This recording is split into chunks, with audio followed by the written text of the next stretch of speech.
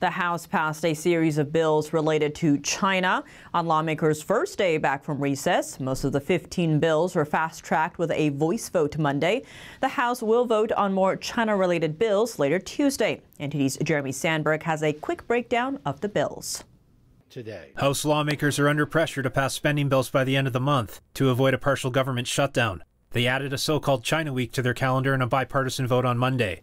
The more than a dozen bills passed focus on the Chinese regime's threat to the U.S. in two major areas: technology and malign influence. One of the bills passed is the bipartisan Biosecure Act. It would bar the federal government from contracting and financing Chinese biotech firms, along with other foreign adversaries' companies of concern. The act targets several top Chinese firms, citing the risk of Americans' data being transferred to the CCP if ordered to by the regime. One bill passed authorizes $325 million in funding for the State Department to counter the Chinese regime's influence in the U.S. Another bill passed Monday is the Countering CCP Drones Act. Drones made by the Chinese company DJI make up an estimated 80% of the U.S. drone market and 90% of the drones used by U.S. public safety agencies. The bill would further restrict the use of Chinese drones, believed to be collecting data on U.S. soil. The Department of Defense has classified DJI as a Chinese military company and banned their use by the U.S. military. A version of the bill is already in the Senate in committee. If signed into law, the act will require the Federal Communications Commission to ban DJI equipment.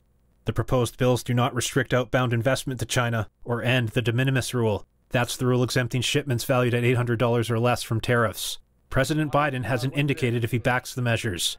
Jeremy Sandberg, NTD News. Next, a closer look at one of the House bills, the measure designed to help prevent the Chinese Communist Party from influencing U.S. universities. NTD's Melina Weiskup has the details.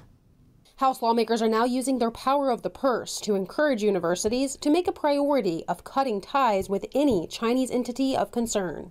Any university that maintains such ties will be stripped of DHS funding. The bill passed this evening with 36 Democrats joining Republicans in support. The bill is passed without objection. A motion to reconsider is laid on the table. While Democrats say they support the bill on principle, they rejected it, saying it's too broadly written and may have unintended consequences. This bill would deny all Department of Homeland Security funds to all U.S. colleges and universities with any relationship whatsoever to practically any Chinese university.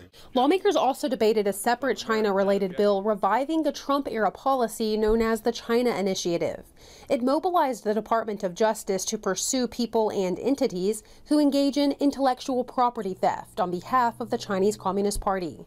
It was canceled under the Biden administration over concerns of potential racial profiling.